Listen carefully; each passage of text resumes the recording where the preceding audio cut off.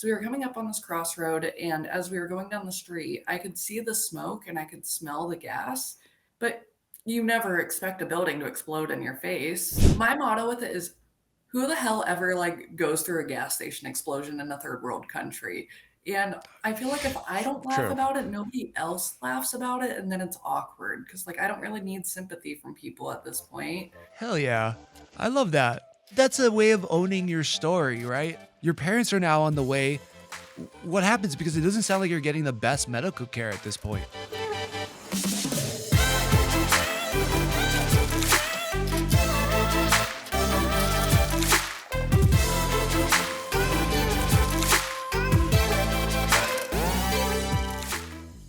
Aloha, and welcome to the Sick Burn Podcast, where we explore the bright side to life's darkest moments. Today, we're honored to welcome Abbey Alexander. 6 years ago, Abbey was severely burned in a gas station explosion while working abroad in Cambodia.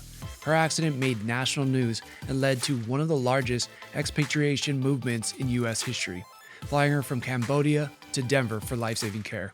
Since then, Abbey has not only survived, she's thrived, a burn survivor who now helps others navigate their own healing journey. She's also a soon-to-be wife, mother, and the author of After the Flame, where she shares her remarkable story of resilience, healing, and hope. And just a quick note for this one, you may hear her adorable dog chiming in here and there during our conversation today. If this episode connects with you at any moment, please like, subscribe, and share. It's how we spread more of these incredible and inspiring stories. So please enjoy this funny, heartfelt, inspiring conversation with Abbey Alexander. Thank you so much for being here. I found you on Reddit because of your incredible post on the Made Me Smile subreddit. It absolutely blew up. I've never seen somebody's like personal posts blow up like that big on Reddit. And just seeing your journey from what happened to you with your accident to where you are now is remarkable. You are a medical miracle. You're incredible, but you also have been able to write it down and put it into a book. So you're awesome. Thank you so much for being here, Abbey. Yeah, just appreciate you coming on the show. Yeah, thank you. Definitely. So take us back. I mean, you were in Cambodia. Yeah, lay it all out for us because it seemed like it was a normal day. And I don't want to steal your thunder on what you were doing out there, but yeah, tell us what you were doing in Cambodia. Yeah, so I moved to Cambodia about 2 weeks before I turned 18 with my parents and my older brother and 4 cats. And Wow, that must have been crazy getting everybody and the cats there. That seems like it wouldn't be easy. no, it was so funny because we got rid of all of our belongings and we all brought one backpack, one suitcase, and one cat because each person could only have one cat. Okay, okay. And these Wow. cats were all old. Like they were all like 10 years plus. So it was like these senior cats we took across the world. Okay, okay. Did they were they all good there like in the travels? They've all passed away since, but they lived a few years in Cambodia before they all started dying of old age. So yeah, I feel like being buried in a like temple in Cambodia is kind of a cool thing for a cat from Ohio. Yeah, okay. I would say so. I think it'd be a cool thing for anybody, let alone a cat. So that's pretty awesome. So you moved from Ohio to Cambodia, right? We were actually in Colorado at that point. I was born in Ohio, but we moved to Colorado when I was in 6th grade. Okay, right on. And then were you in the Denver area? Because I that's where I did my flight training. Yeah, I was like 40 minutes north of Denver. 40 minutes. Okay. Okay, right on. And so you go over there, you convince your family to sell their belongings, you get over there. What were you actually doing? So we went to visit whenever I was 16, and I told my parents after that trip, I was like, I want to move here and I want to teach. And they're like, you're crazy. Like, Yeah. this is not a good idea. So then they were like, all right, screw it. We have nothing holding us here. Let's all just go to Cambodia. Hmm. So we're like, okay. So we get there and I got a job teaching like instantly. And I had never taught before in my life and I did not even like kids. But for some Okay. reason they hired me. Yeah. That's amazing. Were your parents retired or were they going to just find work too or They at that point, they were teaching online and now they write spicy romance novels. oh, okay. Very Yeah. nice. All right. So the writing is in the family. And yeah, I'm sure it's maybe those are stories that you don't want to read yourself. Because- Yeah. I always threaten them with, like, buying them for my grandmother for Christmas, but well, yeah, that's incredible. So you're over there teaching, which I feel like is a pretty selfless and sometimes thankless job. But what happened that got you to where you are, I guess now, but also through the whole burn accident? Because again, your recovery was remarkable. Can you take me through the day of your accident? yeah, so my coworker Zoe and I, we were super close and we'd spend our lunch breaks together because she was like my rock through teaching. She had so much more experience than I did. And there was days I would like go in on my break into her classroom and be like, "Look, I don't know what to do with these kids. I don't have homework planned. Everything's a mess." And she would like always sort me out. So we'd always spend our lunch breaks together, like grading, and her boyfriend would make us lunch. So we were at her apartment that day. And I always tell people it's so funny. So her boyfriend made us ginger pork for lunch that day. Okay. And I hated ginger pork. So I always tell her that if that would have been my last meal, I would have been so mad. That's funny. It's interesting to think about that too, though, right? Like, you see the movies of like this was almost my last call, or this was my almost my last meal, or whatever. And yeah, thinking about that, I'm sure was probably pretty weird. Yeah. So then we loaded up my moped. We had probably like 30 like textbooks that from her class that we were grading and a bunch of bags of caramel corn. Like I don't know why I always remember this caramel popcorn that we brought with us back to the school, but we had it like in my basket with all these textbooks everywhere. So I had Zoe drive the moto because she was more experienced with it than I was, and I was like, this is just too much weight for me. Like I will crash. Yeah, yeah. We took a shortcut to work, and the way Cambodia's traffic works is they don't really have stop signs, they don't really have traffic lights. Like you just kind of wait for a gap in traffic, and you got to shoot across it as fast as you can. Wow. Okay. We were coming up on this crossroad, and it was almost like I'd almost say it was like a highway, like it was a really major road we were trying to cross. So we were coming up on this crossroad, and as we were going down the street, I could see the smoke and I could smell the gas, but you never expect a building to explode in your face. So, Yeah. yeah, Wow. like I was just kind of like, wow, that's probably not good, but doesn't have anything to do with me. And Right, right. we were about 10 feet out from the gas station when it blew. So we got caught in the fireball. So the fireball, like, I could seriously watch it like come out and go back. So Wow. I jumped up and Zoe took off running. She just like, I looked away for a second, looked back, and she was gone. Oh So man. she took off. I jumped up and I stopped, dropped, and rolled. And that's when I got hit by a car. What? Talk about insult to injury. Like you're already on fire. You didn't know how much you on fire, and then a car hits you?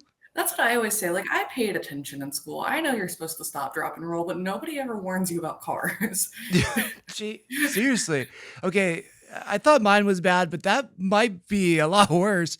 But I was worried about, and I've said this before, stop, dropping, rolling, because I was in rocks and in the dirt. And I was like, that's going to hurt. I didn't want to stop, drop, and roll. Yeah, I didn't have to worry about incoming traffic. Holy crap. So you get hit by the car. Are you knocked out at this point?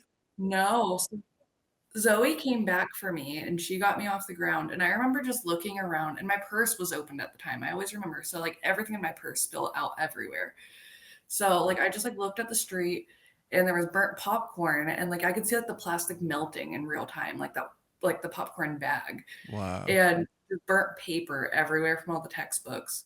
And it's so funny. It's not funny, but I like left all of my belongings on the ground, but I grabbed my cigarettes because I was like, all right, I'm gonna really want to smoke after this. Like I was like, Oh as soon as my I get a chance God. to sit down, like I'm gonna need to smoke. Like I left my house keys. I think I grabbed my wallet and my smokes, and that was it. Wow. But at this point, you're just kind of running on instinct. At least, that's how it was for me. Don't let me put words in your mouth. But yeah, after I got out of the plane and it was a fire, like I wasn't consciously really doing anything. It was like my body was just moving.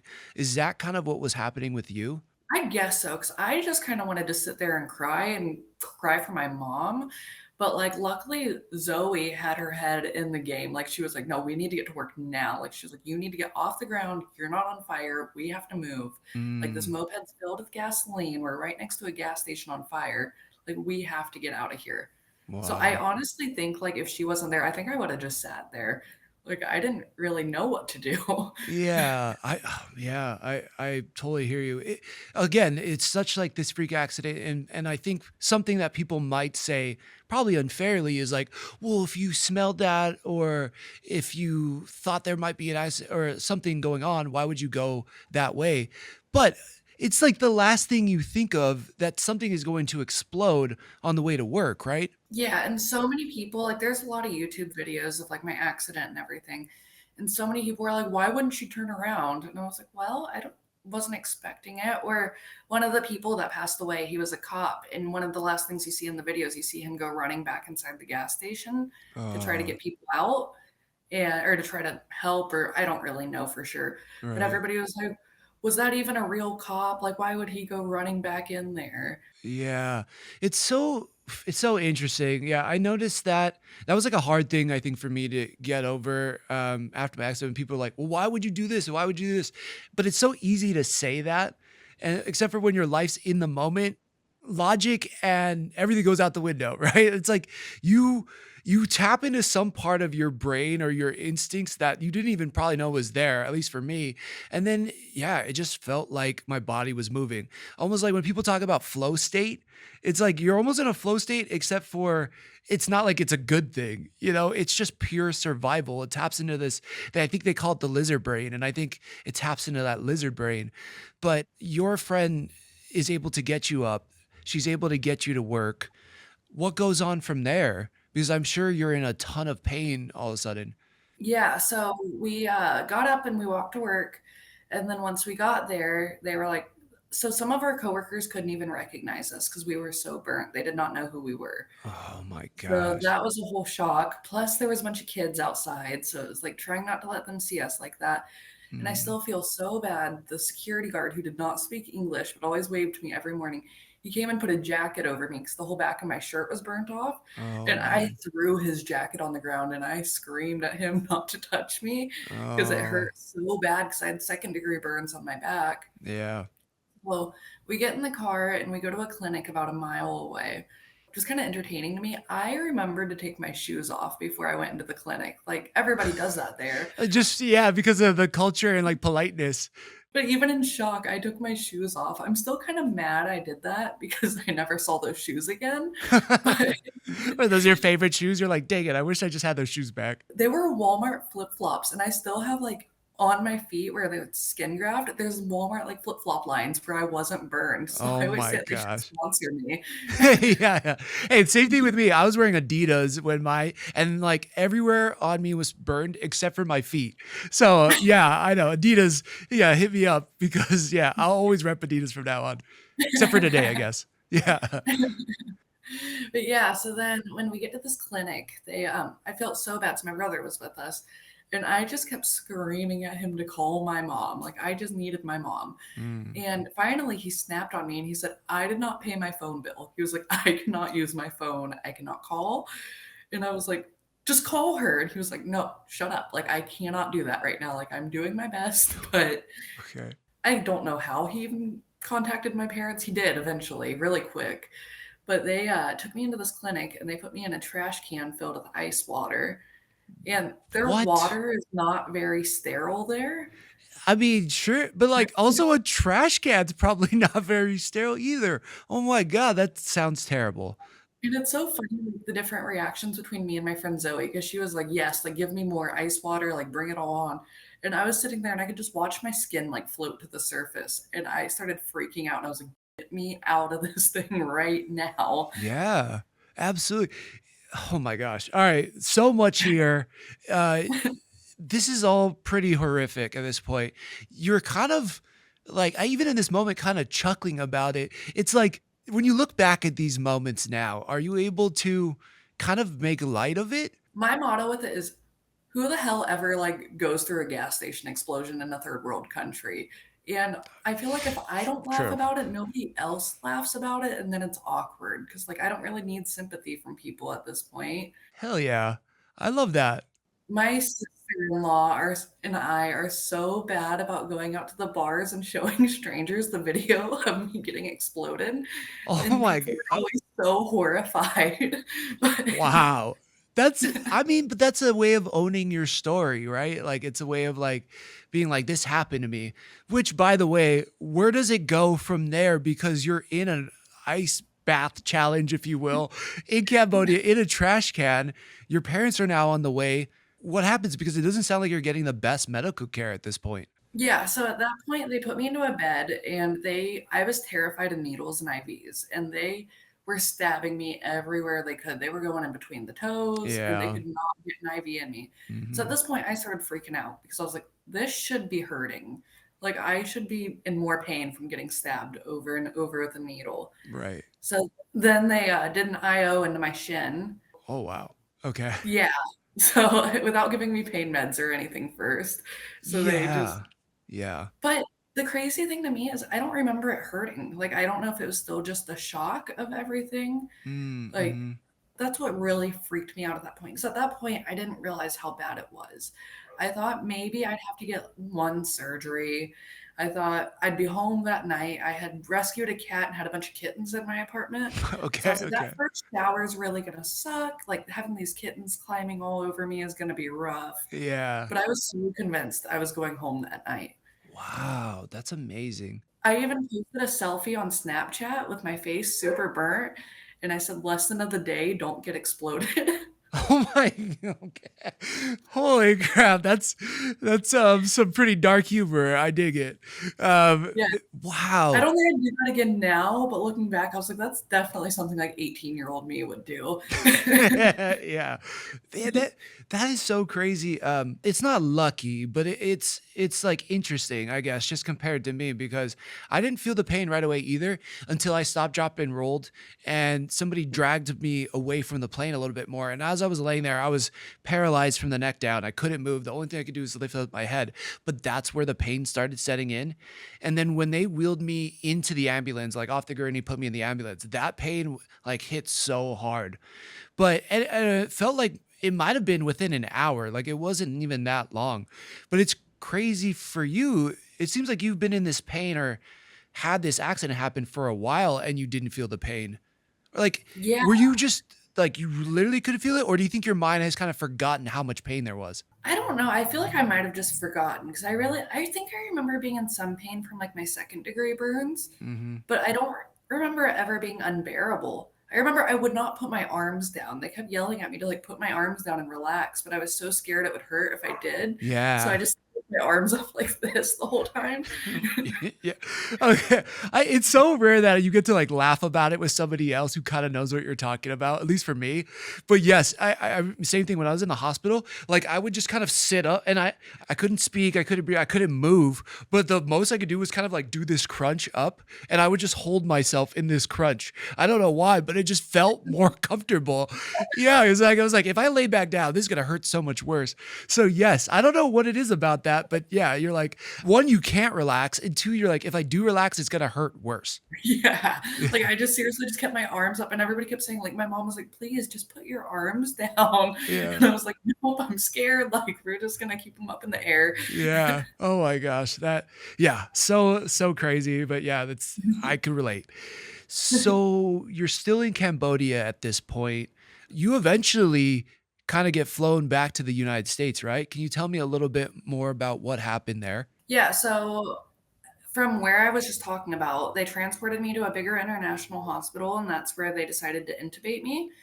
And that's when the Ministry of Health came in and said that they would all pay for my treatment at a hospital of their choice. Okay. So they load me up in an ambulance and they take me 6 hours away to the capital. And then from there, this hospital doesn't have a ventilator, they don't have gloves, they have nothing. So Wow. they started loading up all their gloves and handing them to my mom, and my mom was like, "What are these for? Like, what are you doing?" Hmm. And the EMT or whatever, she was like, "Look, this hospital does not have gloves. They don't have a ventilator. You will have to manually bag her all night or else she will die. And do not let the doctors steal these gloves because they will steal them and use them on everybody else, but not her. What? Oh my God. So you don't know any of this going on, right? Yeah, I have no memory of it at all. Wow. What has your mom told you about this moment? I mean, obviously she was probably freaked out as could be. She can't understand them, right? Yeah, like they knew some English, but it was very broken. Yeah. So what has your mom said about this moment? I'm sure you guys have maybe talked about it a little bit, right? Yeah, yeah. So they said that they were freaking out at that point and they wouldn't even take me inside the hospital. That my mom said, "No, like we need to go to a better hospital." And Right. I didn't have international health insurance, so everything that was going on we'd have to pay for out of pocket. Wow. So the ambulance workers, I feel like from the way my mom's talked about it, is they were just kind of like snarky. They're like, "Yep, we'll take her to a better hospital." So they take me to this really good international hospital, but they won't even get me out of the waiting room until they can see a wire transfer for $8,000 for the first night. What? Oh my God. And you're sitting there, or I guess laying there, like skins hanging off, and they're like $8,000 or she can't come in. Yeah. So Wow. luckily my grandmother was awake at this point. My mom called her and woke her up and she was able to get a wire transfer going. And Wow. I honestly cannot say anything bad about this hospital. The surgeon flew in from Thailand. I'm friends with her on Facebook. Like, Wow. yeah, like once they got their money, they were great, but Yeah. they still could not like treat burns. So they would do the debridements every day. They'd put me under anesthesia and they would scrub me down and give me blood transfusions and kept me in an isolation room. And then I know I ripped my breathing tube out at one point, so that kind of freaked everybody out. Oh my God. Yeah. Yeah. At this moment, and there's something that comes up with a lot of burn survivors I talk about is the dreams that you have during this moment. Do you remember any dreams that you had? I don't remember any of them until I got to Colorado. Oh, interesting. And then they all came flooding back? Well, I don't think I really had any while I was in Cambodia. They kept me so drugged up. They actually had to Narcan me once. Like Oh, oh I my gosh, jeez. All right. Uh, yeah. so what do you, I guess, remember of this time? Is this all, because I feel like maybe this is like kind of secondhand information that you got. What do you remember from being in this hospital? I don't remember anything at all. Like, honestly, everybody could have told me complete lies about what happened in this hospital, and I'd be like, "Yep, makes sense. Sounds right." Yeah. Yep, true. Every once in a while, I'll see photos because, like, my parents could only come in and see me for 5 minutes a day because they were so worried about infection, but there was a Mm, big window that they could look at me through, and every once in a while when I'll see photos from that time, I feel like I might remember seeing them, like, through the window, but I don't know. They lowered the US Embassy ended up stepping in and started working on getting me the repatriation loan to get me back to the States. right. And they had Wow. to lower my sedation completely for me to like sign the contract for it. Okay. And I still don't even remember that. But I guess I started freaking out like I really needed to write something. So they flipped over the contract so I could write on the back and I wrote cell because I wanted my cell phone. Okay, okay. All right. What did you wanna do with the cell phone? I don't know. See, maybe I do. I might remember some of my hallucinations from there, the dreams, because I know at one point I was having these dreams that people kept giving me phones and I kept breaking them, but they wouldn't stop giving me more phones. And my Okay. hands were splinted like this. Right. And it's like they just kept putting phones in my splint and I'd crush them. But Okay, okay. Yeah, you have some weird I mean, yeah, not just you in general, like, a lot of burn survivors I talk to now, especially, a bunch of guests I've had on the show, we remember our dreams pretty vividly, and I can't tell you where within the first month and a half I remember them, but, yes, you have the weirdest, crazy dream, like, I had a dream where I was in a car accident, and I was laying on the ground talking to Eminem. And, like, I couldn't, like, get up and move, but we were just having a full-blown conversation. And so, yeah, it's just this crazy thing. To your point too on writing this one no, no, let me say this first. One, it's amazing that you could write because my hands were so badly burned and bandaged, like, I couldn't even see my hands for what felt like months. And I was like, and I'm like, "I guess all my fingers are there." I had no idea. one other thing though, my wife likes to bring up, which was a funny story. I mean, I can laugh about it now. Is when I was in the ICU, not like a cell phone moment, but I guess I woke up, like I kind of lifted myself up with my eyes still closed, and I was like pressing buttons, and I like reach and grab. And she's like, "What are you doing?" And I was like, "Oh, I'm buying a Coke." So like from like a vending machine or whatever. So it just, yeah, your body just does these crazy things. But the U.S. embassy steps in. You fill out this form. What happens next? Yeah, so there was a lot of like bartering to figure out where they could get me to. So I know at one point I was accepted into the burn unit in Pasadena, but I had family and friends in Colorado, so that was my mom's like main push for getting me to Colorado. Because my parents at this point, they were aware that they wouldn't be able to stay with me for my full recovery because they had to go back and deal with lawyers and everything. Right. So they wanted me to be where I had people at least. Yeah. So I know at one point I was accepted there. I was accepted in Hawaii, or they tried to get me into Hawaii and maybe All right. Seattle. Nice. All right. You almost went back to my hometown, or back to the home island. That'd be great. But yeah, okay. But you ended up going to Denver though. And yeah, you ended up, I'm guessing they put you right back into a burn ICU there, right? Yeah, yeah. So we had it all set up ahead of time. Like the UC Health Hospital there, they have a thing called Doc Line. So there's this woman who I'm friends with her on Facebook also. She's the one that took my mom's call about my case. And she was like, talk to the director of the burn unit. And they're like, yeah, we need to get her here now. Like, we don't have time to screw around with this. Yeah. So it Yeah. was a 22-hour flight. And my mom said it was like a minivan on wings. Like she sat Oh in the my God. cooler That sounds time. reassuring. Yeah. It was just my mom, the pilot, the doctor, and a nurse. Wow. And yeah, so a 22-hour flight, but they had to stop every few hours for gas. Yep. Yeah. To fuel up. Their last stop before Denver was actually Hawaii. So that's where, like, my mom said that they didn't even check her passport or anything, which was crazy. But they did come out and bring her some breakfast for her to eat. Oh, I mean, yeah, it's those little things that keep you going. I don't know how your mom did it. I mean, it's amazing. Like, yeah, in a weird way, like I could kind of understand what you were going through, but yeah, seeing what my mom had to go through in some ways is even harder. But what a champ! They're taking all these stops. You're hopping in Hawaii probably for an hour to fuel up. You get from there. Do you go directly to Denver? I believe so. Okay. From there, luckily my dad had it timed out because him and my brother were on a commercial flight. So they actually had it timed out where they all landed at the same time. Wow. So, like, they had an ambulance just come right out and take me off the plane, put me directly into the ambulance, and then took me straight to the hospital. And like by the time like my dad's friend came and picked him and my brother up at the airport, took him out to IHOP, and then took him to the hospital, and they all like we all arrived at the same time at the hospital. Wow. So from there, they took me straight back to the wound care room so that they could unbandage and kind of see what the damage was. Hmm. And then they had all like my family in this meeting room with a bunch of snacks. And like, I think a social worker was in there talking with them. Yeah. And then the doctors actually came in and said that I was in really good shape for not having like adequate burn care for that long. So at this point, it'd been like 2 weeks. Wow.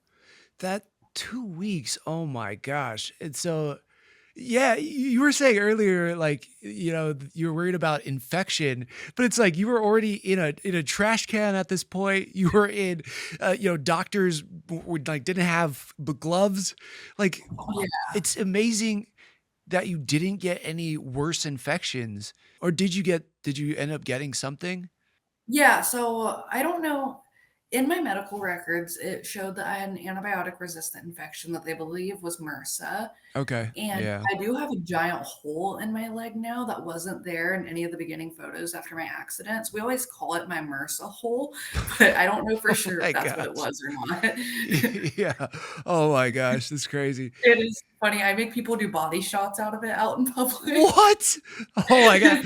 Well, that's a great way to just kind of like own all this stuff that has happened to you. Dang, good for you. I always tell people when they try to tell me no, I'm always like, "You're really gonna tell a burn survivor no?" Oh my gosh. I love it. Put a little guilt on some other people sometimes since we have to deal with like staring and all that other stuff. So heck yeah. All right. So what happens from there? How long are you in the hospital in Denver? Yeah, so I had to stay intubated for probably another week and a half, I believe. No, I was intubated for like 2.5 weeks total. So I was still intubated for a little bit once I made it there, though. And that's when the hallucinations all really started. I don't know if they changed up the cocktail of meds I was on or what, Yeah. but I started having all these crazy hallucinations, and it all revolved around me dying. Mm. Like, it was one of them was like the nurses took me home with them because they didn't want to work the night shift. So they're like, yeah, we'll just take her home with us. It's fine. And that they accidentally like pulled a wire. Like, it was like they accidentally pulled the plug on me and I was just like dying. And yeah, like that's when all the crazy hallucinations started. Yeah, I want to ask you about that. Like, well, like tell me, because for me, like it was very terrifying some of those dreams. I was like, "Oh my gosh, like I'm dying. This is what dying feels like." What did it feel like and what was going on in your head as you were like experiencing I this? always tell people that that's the only thing I really have any PTSD from is from the hallucinations. Yeah. Because I was nonstop, like in a cycle where I was dying. Mhm. Like there was one hallucination that I was like getting some experimental surgery and that I was in the hospital and that I agreed to it, but my mom was right outside the door, like banging on the door, telling me I had to stop, that I was going to die, and that like everybody else in the room had already died from the same treatment, but the surgeons wouldn't stop. And like it was like nonstop hallucinations of me dying. Oof. Or one of them was that I was like burnt so bad I looked just like a spinal cord in a wheelchair almost like. Yeah. Yeah, and then all I wanted in that like, while I was there was my baby blanket, and that my mom gave me my baby blanket and it caught on fire. Oh my god. Dang. It is just crazy where your mind goes in those moments and what pops up for you. Yeah, I would say I'm right there with you. I think like some of the dreams they felt so real too, and since I couldn't wake up, kind of being trapped in these nightmares just felt like it messed me up. I think for sure. So yeah, I completely get where you're coming from with that. And I had so much, like, hallucinations that weren't scary, though. Like, I was really convinced that as soon as I landed in Denver that we went to Buffalo Wild Wings. Okay, okay. And that, like, my second or she might be my third cousin was there, and, like, me and her are pretty close, but it was still, like, I hadn't seen her in years at that point, so it was really weird that she was there at B-dubs with us. Beat- And yeah. the director of the burn unit actually went and got me B-dubs for, like, my leaving the burn unit party, like. Oh, that's amazing. Did you mention that to them? Yeah, yeah, I told him about it, so he actually went he said he normally got an ice cream cake, but he went and got a bunch of wings for me. That's awesome. Oh my gosh. So, I'm guessing you weren't really allowed to, like, eat or drink anything for a while too, right? Or were you kind of Yeah. allowed to eat or drink right away? Those first few days that I was extubated are such a blur to me that I don't really remember. I remember when they cleared me to start drinking, they brought me a Sierra Mist for some reason, and that Ooh, was, like, the best soda I had ever had in my whole really? life. You could drink it? Yeah, Oh my gosh. they let me drink that first, and I was, like, hooked on Sierra Mist after that. Like, that was all I wanted to drink in there. Good for you. Cause for me, you do the swallow test and everything. And I was like, all I want, they're like, what do you want to eat or drink first? And I was like, grape juice. Like, I just wanted grape juice. And it was so sweet. It was like too sweet. I couldn't drink it. And then it was like months and months and months later, I finally drank my first soda, which was a Coke. And I remember taking the first sip and being like, ah. And my wife, it was my girlfriend at the time. She was like, "What? Why? What's up with it?" And I was like, "It's so spicy. It felt like way too spicy in my mouth." So it's amazing you could handle the Sierra Mist. Yeah, and then all I wanted like, a week or 2 before my accident happened, I posted on Facebook that the only thing I missed from America was carpet and Taco Bell. So, I was Okay. very excited to have Taco Bell for the first time. Yeah, that's amazing. Yeah, Taco Bell just hits sometimes. It's so great. Hopefully you got the Baja Blast too. Yeah, yeah, that's what really sucks where I live now. I live in such a rural area, so I actually have to leave the state to get Taco Bell now. I have to go to North Dakota. No way. Wow. That's crazy. That's like a mission. That's like Harold and Kumar or something. Try to get there. Yeah. Whenever I was pregnant, I did do that drive more than I'd like to admit to go get Taco Bell. Hey, you got to do. My my wife's pregnant right now, and it's like, you got to do what you got to do. Like when those cravings hit, you got to go get it. But this brings me to kind of something I'm really wanted to ask you, which is more of what we try to focus on here, right? Like it's insane what you had to go through. But this whole time you've been talking about it, you've had this kind of lightness to it. You've had a little bit of a chuckle describing it. It's like how, because a lot of people I think would be like, why did you, or how did you make it through this? How did you not give up? How did you not let it break your spirit? But you like seem like you're doing so good. What was the healing process like? And what was the mental process like where you're like, I'm not gonna give up. I'm not gonna quit. I'm gonna keep doing life. So I struggled a lot in the beginning. So my face was pretty severely burned, but I ended up getting RECELL treatment done on it, which actually healed amazingly. Wow. Well, I don't even know what resale treatment is. It's a experimental stem cell treatment where they took a chunk of skin from my thigh that was like that big Yeah. and turned it into a spray, and then I did it on my right arm and my face. Wow. It's Yeah. amazing. Yeah, because you're especially in that Reddit post, you're like your day of the accident or like close to the accident to now, you look incredible, like amazing. Like I was showing your picture to people here at the studio and they're like, I could not even tell she was burned if you didn't tell me. Like you look amazing. Thank you. But yeah, so I struggled a lot in the beginning. I cried so much because I went from being like, not to sound cocky, but I was hot. I was in Cambodia. I was blonde. I was skinny. I'd wear these skimpy little dresses out to the bars and dance on the DJ booths. Yeah, as you should do when you're 18. Yeah, like I was very attractive. And then all of a sudden I wake up in Denver with my head shaved and like permanently disfigured. So Yeah. that screwed with my head for a long time. Yeah. But even then, like I remember as soon as they cleared me to put makeup on again, I was like, this is great. I was like, I am a burnt bad bitch. I was like, I'm just gonna rock with this. Like, I am a triple B and nobody can stop me. They can stare at me out in public. I don't care. I look good. Yeah. And That's I've just amazing. tried to like keep that confidence even on the days when I'm faking it. Like, I'm like, well, nobody Yeah. can stop me. I'm a burnt bad bitch. Like, Yeah, which is awesome. Yeah, you gotta coin that term. That's amazing.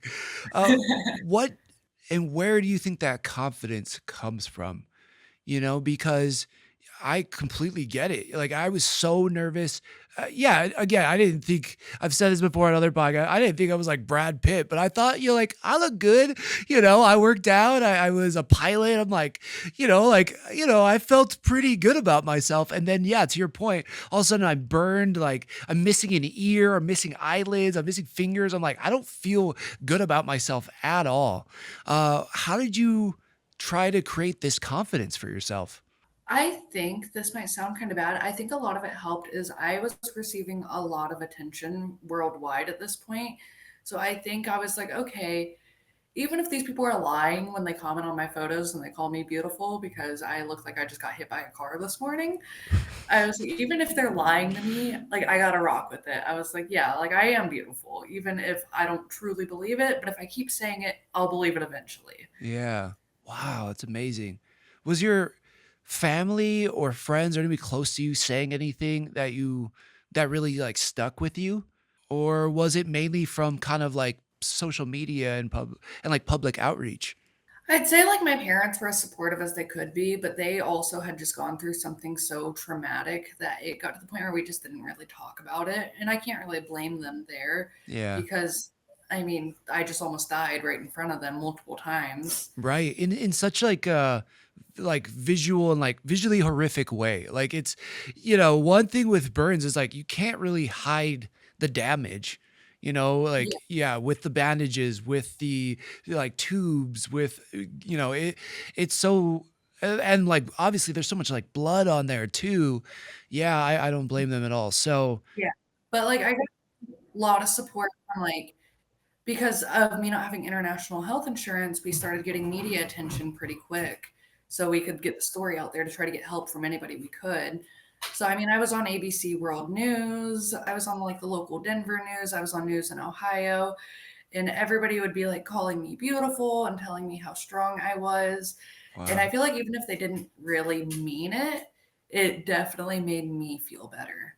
That's awesome. Wow. That's crazy.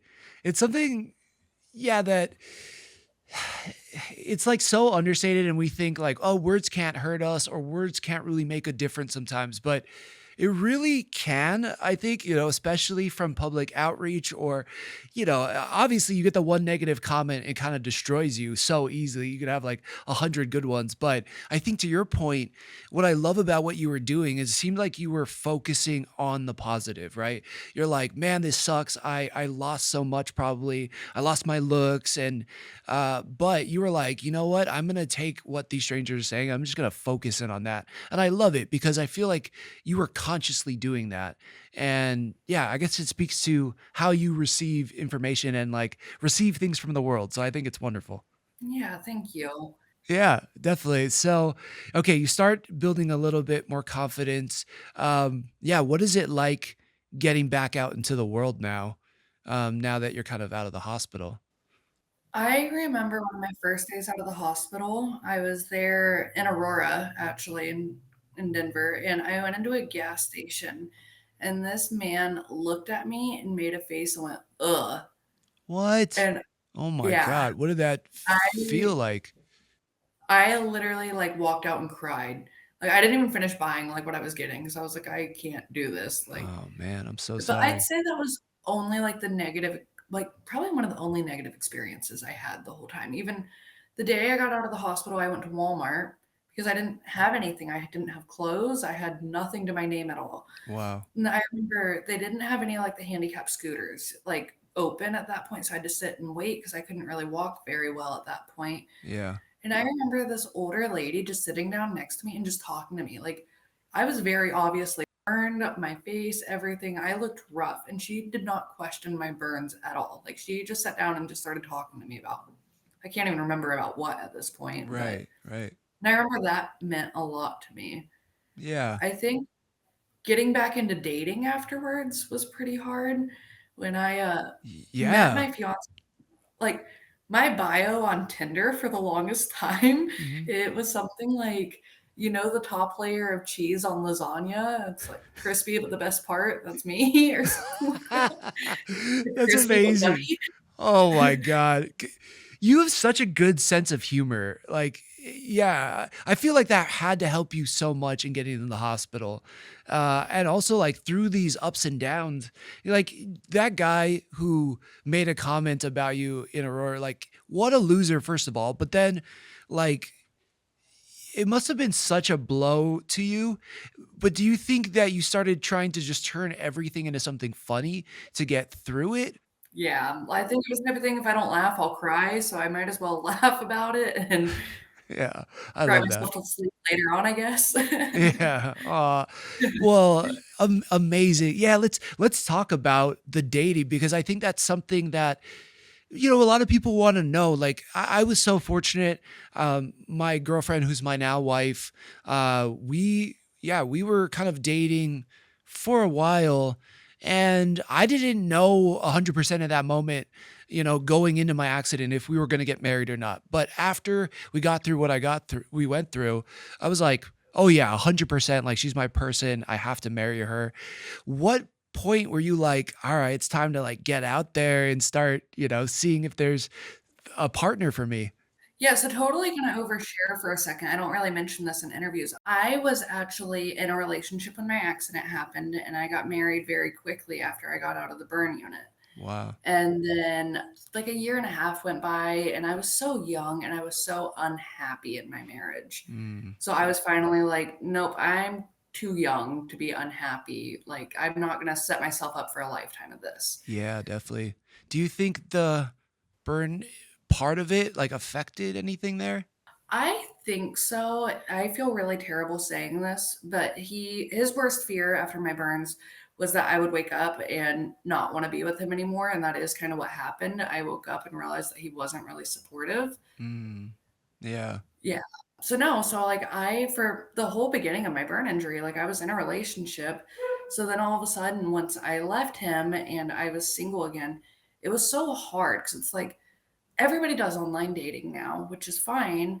But at what point do I address my scars? Right. So like, even though I felt like they were slightly obvious in my photos, like I don't try to hide them. Mhm. But it's so funny because my fiance and I, we met on Tinder and we started messaging and he was like, okay, I'm gonna come bring you dinner. I'm gonna come meet you. Yeah. And I was like, okay, I just gotta let you know, like, I was burned pretty badly a few years back. I was like, I don't want you to like show up and be like, oh my God, what's wrong with you? Yeah. So Yeah. it was so funny because he instantly just said, he was like, well, are your skin grafts all your own skin? Because I want to know if I'm gonna make a lamp out of you or not.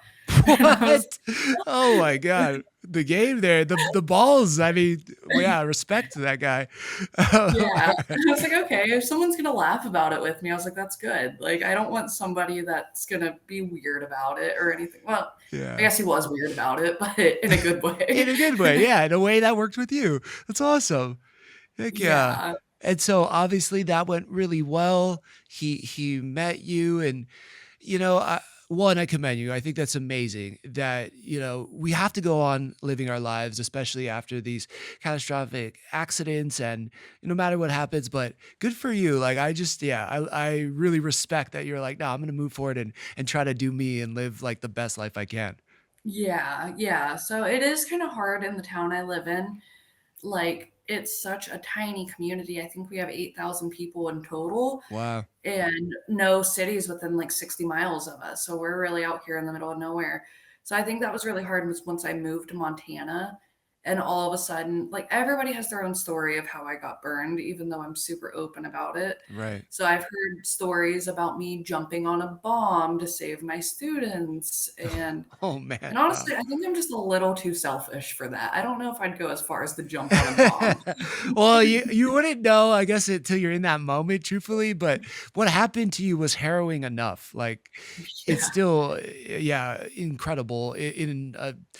Yeah, not in like a positive way, but you know what I'm saying. Like, it's just still pretty wild.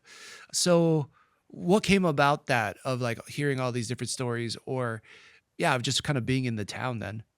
I actually just did an interview with our local newspaper last week, so I'm hoping that's gonna set the story straight with a lot of people. It Oh, was okay. Yeah. so funny. I actually taking my dog to the vet this morning. The vet was like, were you in the paper the other day?" Yeah. And I was like, "Yeah, yeah, that was me." Nice. That, So I feel like that makes me feel more confident going out in town and stuff because it's like, hopefully more people know and people aren't as rude about my scars. Because 'Cause I've had people call them ugly out in public. I've had people make comments mm. or think that, like, talking badly about me because 'cause I'm burned is gonna hurt my feelings or something. Dang, that's so wild that people do that. I can't fathom that, but yeah, I mean that's the fear I think as a burn survivor. It's like you don't want people to point at you and be like, "What happened to you?" Or I mean, people are gonna say what they say, and you really can't control that. But I know that is a giant fear. How do you go about it now? That if you hear, I mean, hopefully nothing has been said to you recently, but like if it has, what do you tell yourself so it doesn't bother you so much?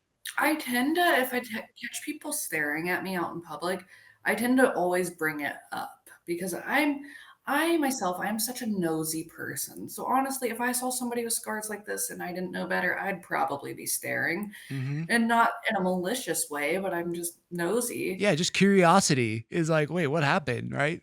Yeah, yeah. So I always try to like find a way to mention it in conversation, kind of give them a chance to ask if they want to. Yeah, that's Just to awesome. try to clear the air. I used to be really confrontational about it and really bad about like I remember one time I was walking through a Walmart parking lot and there was a guy staring at me and it was in a really rough area and I just started screaming at him in the Walmart parking lot asking him what his problem was. Wow, okay.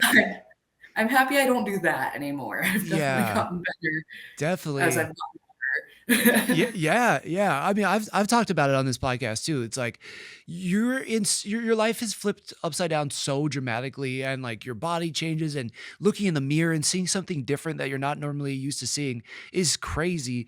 How did you get over the volatility or like the anger of it all? I don't know if it was therapy because I did start doing therapy for a few years. So I don't know if that helped or if I just kind of grew out of it. I think maybe as I like began to develop real like oh, what's the word? Like confidence. Hmm. I think I finally like I'd almost like try to trick it in my mind and be like, they're staring at me because I'm pretty, not because my whole leg from hip to ankle is completely melted. Like Oh man, what a way. Yeah, yeah. I love it. Like I I talk that way about myself to my wife, and she's just like, God, you're so brutal. But it like kind of the craziness of it and like the kind of joking about it like makes me feel better. So it's like I love that you do it too. I feel like I could relate to that. But I'm so curious, like, was somebody telling you like you have to go to therapy? Was it something that you wanted to do? Because I still see a therapist I started seeing in like 2021. And like without him, I don't know if I'd be close to in as good of a place as I am now. I saw a therapist while I was actually in the burn unit because I was forced into it, and it was the first time I'd ever done therapy. I actually enjoyed it a lot more than I thought I would. And then I stopped for years. Like, I did not go to therapy until I want to say it was 2021 is whenever I started therapy again, once I moved to Montana. Okay. And I thought I would hate it. I thought I would hate it. I hate being called out. Yeah. Like, I don't handle confrontation well anymore. I get so stuck in my own ways that I don't want somebody to tell me that I'm handling something wrong. Right. Yeah. And I would leave therapy every week so angry.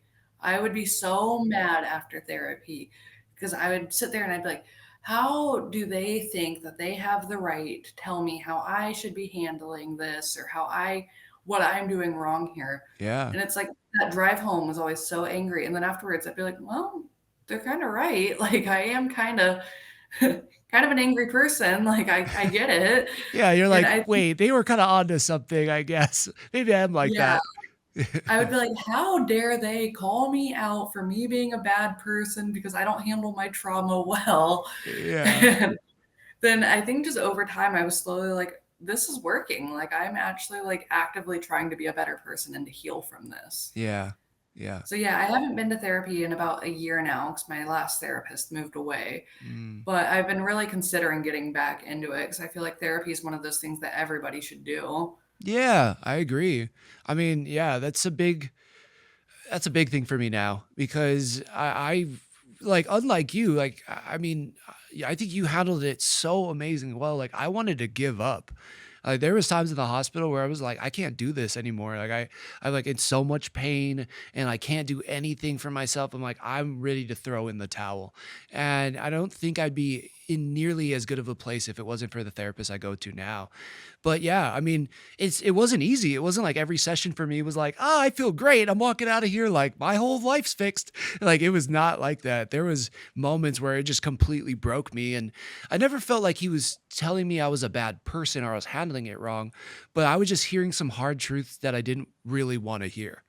It was like, Yeah. like I don't want to hear that that maybe there is something good that can come out of this, or maybe your relationship with your parents is better now that you went through this. And I was like, dang, okay, maybe that is true.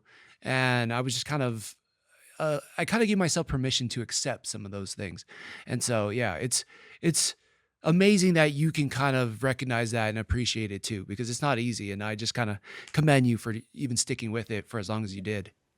Yeah, I think it really helped with the survivor's guilt also. I didn't realize how much survivor's guilt I really had Yeah, until I started going to therapy and like working through it all. And that right. was such a difficult thing to work through.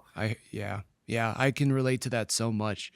Yeah, and it's such a real thing and you feel silly because there's a ton of people telling you, "We're so lucky you survived." But then on the flip side, you also realize like other people didn't and you feel bad about it.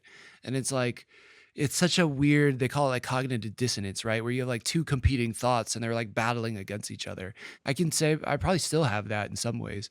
Yeah, and like a lot of mine was that I feel like I only survived because I'm American and I made it back to America for treatment where there was people that like died because their injuries months down the line from infections. Right. Yeah. That was really hard to deal with because I was like, okay, I only survived because we have good healthcare in America and I got made it back here. Yeah. So that was tough. Yeah, that's tough.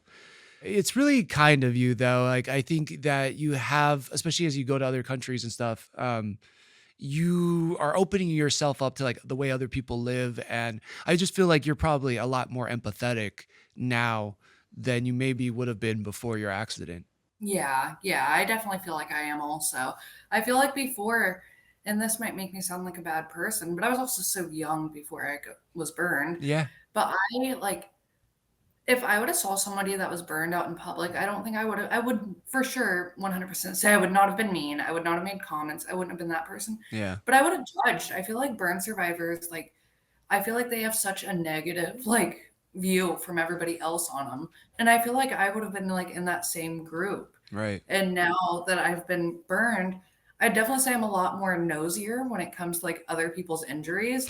Like if I see Yeah. somebody without a leg in the grocery store, like I'm gonna probably try to find a way to ask them what happened if they seem Okay. comfortable with it. Yeah, yeah, Because I yeah, feel like definitely. I have a story, like it's show me yours, I'll show you mine type of thing. Right, right. Yeah, yeah. I'm kind of there with you. I don't know if I'd publicly go out there and ask, but I'm sure as hell curious about it. I'm like, oh, I wonder if they'll tell me what happened. Plus, like, this thing, it's not that big, but it is kind of noticeable. And people ask me all the time, like, what's on your hand? So, yeah, but it's just natural human curiosity. And yeah, I try not to take it too much as like an offense or anything, just people being curious.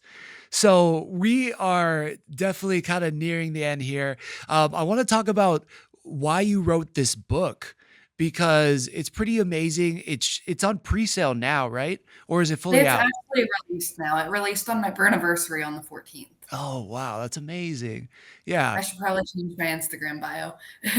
Yeah, that'd be great. But yeah, that I've again found you on Reddit. But the book is called After the Flame. Yeah, can you tell us a little bit about the book and why you even wrote it?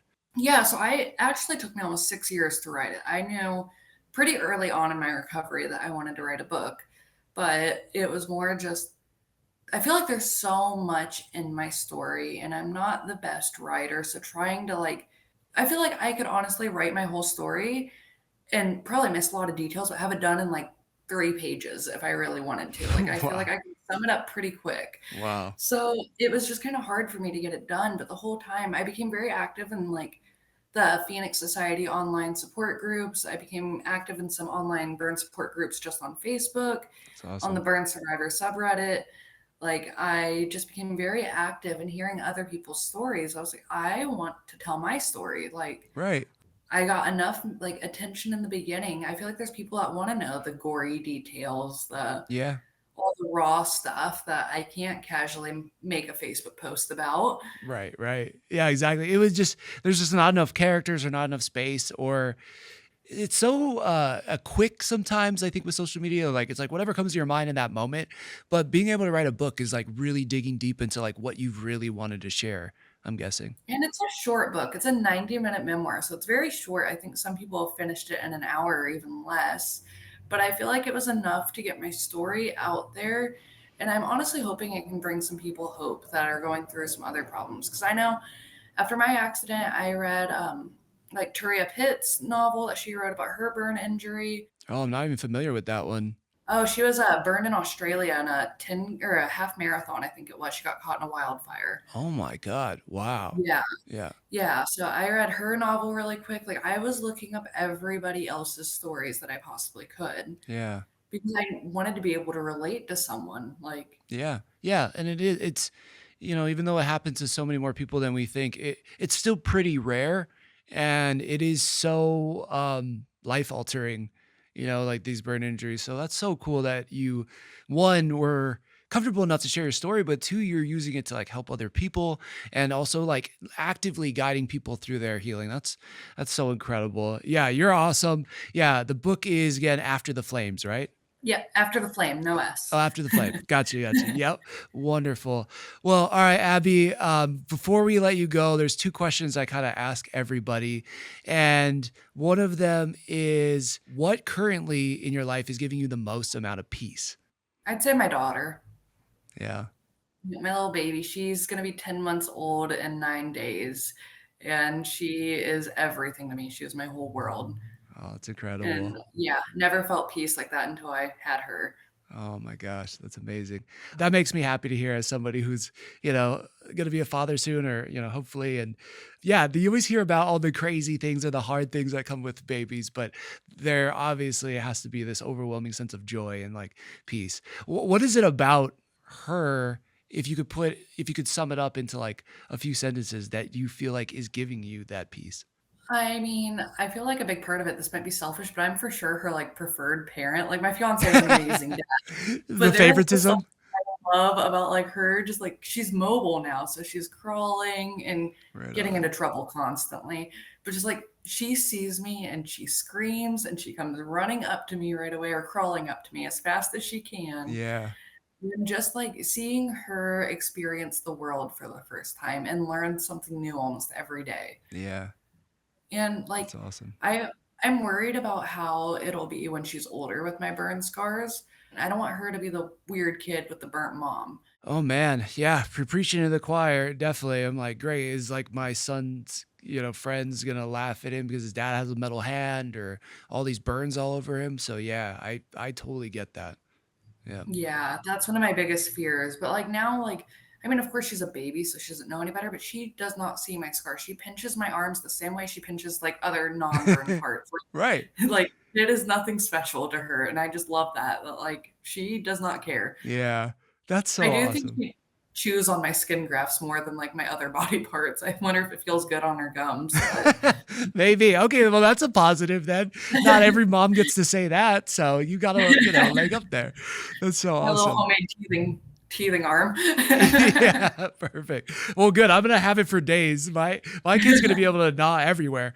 All right, and then the last question is, if somebody else is going through their lowest point, they were just in their big accident, they're just getting brought into the hospital the first time, their whole life is flipped upside down. What's one piece of advice that you would give them? Okay, I told my fiancé, I called him just before I got on here, and I was like, "I'm gonna do my best not to quote Joe Dirt." But Okay, I okay. it's the keep on keeping on, like, you just gotta kinda keep pushing through and fake it till you make it, Yeah, and one day, it'll just suck a little bit less than it did before. Like, it might suck for a long time, but you won't even notice that it's gradually starting to suck less until one day you just wake up and you're like, "This is great, like, I'm happy again." man, that's actually wonderful advice. And I agree with you on so many levels. You're right. Like, yeah, it sucks a little less. Yeah, every day. You're so right about that. Man, that's And a lot of times incredible. you don't even notice it sucking any less, like, you're like, "Well, this is still miserable." And then I feel like for me, I just woke up one day and I was like, "This is my life now and I'm happy." Yeah. Oh, man, that's wonderful. Well, Abby, it's just been an absolute pleasure to sit down and talk to you. You're incredible. Your sense of humor is like unmatched. Your ability to like make things light. I can't wait to dive into the book even more. And yeah, just thank you so much for being here. Thank you for having me, I've really enjoyed this. Yeah, awesome. All right. Well, you have a good one. We will talk to you soon. Mahalo for listening to this episode of the Sick Burn Podcast. Abby's journey reminds us that resilience isn't just about surviving tragedy. It's about finding humor in the hardest moments, building confidence even when you don't believe in yourself yet, and finding the courage to lift others up as they heal too. Her story is a powerful reminder that even in the aftermath of fire, love, hope, and healing can rise from the ashes.